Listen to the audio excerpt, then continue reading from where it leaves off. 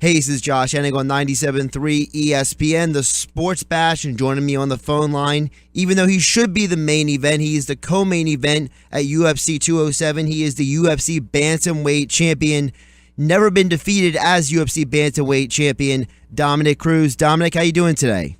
I'm good. I appreciate you saying those nice things. Well, I think it should be said, Dominick, because of the fact that you have never been defeated in the UFC. You have held the belt. The only time you didn't have the belt was because of injuries.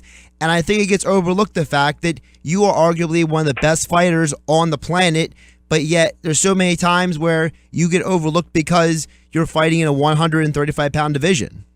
Yeah, that's part of it. And, a lot of it has to do with, who's running the show. You just gotta do what you can with what you got, and that's what I'm doing. I can't control everything. I can only maximize with what I'm given, and that's what I'm trying to do. So I try to keep my head out of what I can't control. Dominick, I remember when I met you back in 2011. You were just coming off of your win over Uriah Faber, and you had this positive vibe about you. It felt like the monkey had been finally taken off your back. You were finally getting the respect you deserved. And then a few months later, you had the string of injuries that led to you taking off for 3 years. And it seems like through the whole thing, you've stayed positive. You've stayed focused. You've never given up on what you wanted to do. What is the source that has kept you going through all this? Realistically, it's a choice, Everybody has a choice to decide what you're going to do, if you're going to be mad at the situations you're in, or if you're going to turn them into something better. And nobody wants to hear it, but nobody wants to hear like, hey, this can be a good thing for you. Don't worry. That's the last thing you want to hear when you're going through the dumps of stuff, But everybody goes through it in their life. Me, you, my mom, your brother, your uncle from, the other side of the country. Like, everybody has those times of their lives where it seems like everything's going wrong. So, there were times where I stemmed to other people to say, this can be an example for other people. There were times where I had to look at myself and say, suck it up, stop being such a wuss. There were times where, you go to different outlets in order to find your strength, and each outlet you just got to go to every day live in the moment and try to get through it, because it's not easy.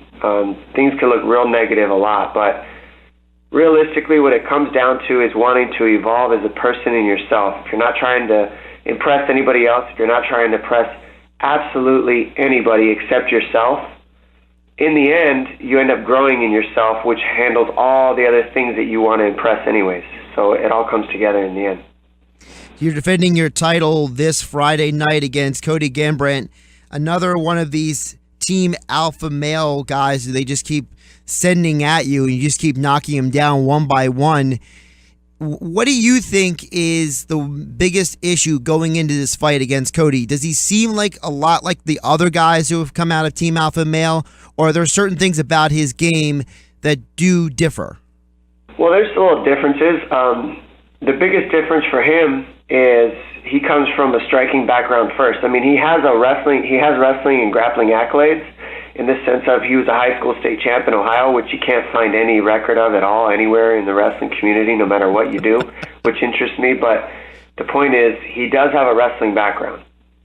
So, but his biggest meat and potatoes is his striking, whereas most of the alpha male guys come from a wrestling background, and then they cross over to striking. So that means he's probably going to have his most fluidity and his most comfort boxing, in his striking, in his kickboxing. So that's the biggest difference. All these other guys are grapplers first and strikers second. He's a striker first, and he grappled first before that, but it wasn't his meat and potatoes. So that's the biggest difference for me. But other than that, they all have exactly the same mentality. And realistically, because you asked the question, yes, it feels like I'm fighting a mirror every time I fight one of these guys. They all have the same mindset, same mentality. They say the same exact things to me over and over and over, no matter how many times I beat them. So to me, they're just ignorant, because how can you say the same things over and over and over and over amongst each other when you guys have all the chance in the world to change your mindset and change your mentality to come at me, and you just don't? That's what interests me about that team. We're talking with Dominick Cruz, the UFC Bantamweight champion. He's fighting at UFC 207 this Friday night on pay-per-view. Of course, the main event is Ronda Rousey versus Amanda Nunes. And Dominick, I'd be, neglectful if I didn't mention to you the fact that you've been taking care of your duties on the TV side as well. You an analyst for different fights and so on. I want to ask you, what is your thought on Ronda Rousey coming back? Well, as an analyst, I think that it's a cool matchup just because of all the things that she's gone through, in the sense of, that knockout's hard to go through. I don't think people understand how hard it is to come off a loss, not just a loss, but a loss like that, where it was just a horrible, horrible loss, and they're making highlight reels of it, but that's tough. So it makes it very curious for everybody to see how she comes back from that, especially after all the movie deals and all the fame that she's dealt with. So I'm interested in that. And then you got Amanda Nunes, who's been in there, and she's got something to prove against Ronda. That you can have all the backing in the world by the UFC, but that doesn't mean that you're still going to be the champion. And that's something that Amanda Nunes has to prove and wants to prove, and I know that. I mentioned that you've done a lot of TV work as a commentator and an analyst. Talk about, I've noticed your evolution as an analyst. You seem like every time you get on TV, you're better, you're more concise. What has it been about TV that seems to have come so naturally to you? I just let my mind go, I try to turn my mind off and let my instincts take over, and that's where I find out that I'm the most successful in whatever I'm doing, because what I had to have faith in is that this is a passion of mine that I'm living. I'm fortunate to be able to live a passion that I have. So when your heart, your soul, and your passion is into something, then it's easier to let your instincts take over.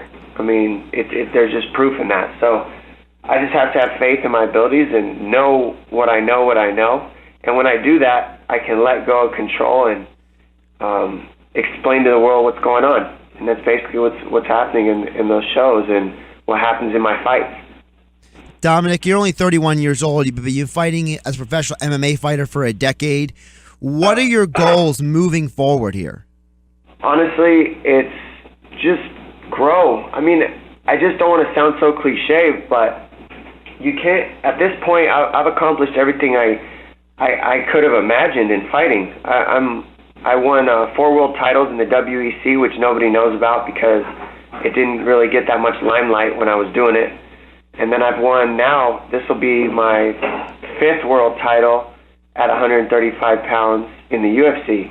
I won it against Jorgensen. I won it against Demetrius Johnson, Faber twice, and TJ Dillashaw. So it's like, I don't know. I've done all these. I've won all these championships. I know what it feels like to be a world champion. I want to be the pound for pound best, but I already believe that I am. I actually know that I am. I've beaten the guy who's number 1 pound for pound 5 rounds back to back without it even being close. So I know where I'm at in this sport. I know I'm the best on earth pound for pound right now where the rankings stand. So I've done what I can goal wise in that. So now what it comes down to is, how do I challenge myself as a man? How do I grow from each one of these fights as an experience? Because no matter which one of these fights I go into, they're hard. All these guys are hungry. All these guys pretty much hate my guts because they want that target that's on my back. So that in itself makes it a growing experience if you look at it right. And that's very, very, motivating. It's very motivating for me to have somebody that wants something that bad. And then I got to go out there and I can grow from just that alone, just how bad somebody wants something and they want to take something from me. That I'm very motivated by that, and I'm extremely competitive. So this is just awesome for me. I'm just living the dream. Dominick, one more quick question before I let you go. I know you got a busy schedule. Explain to people a little bit about your fighting style. You have a very unique, elusive striking style. Well, with the style that I fight, it's just about being in the marginal lack of error. I want to have the littlest percentage that I could lose. So what I do is I move my body into positions where I know I can marginalize the damage that I'm going to take while I inflict damage on the fighters that I fight.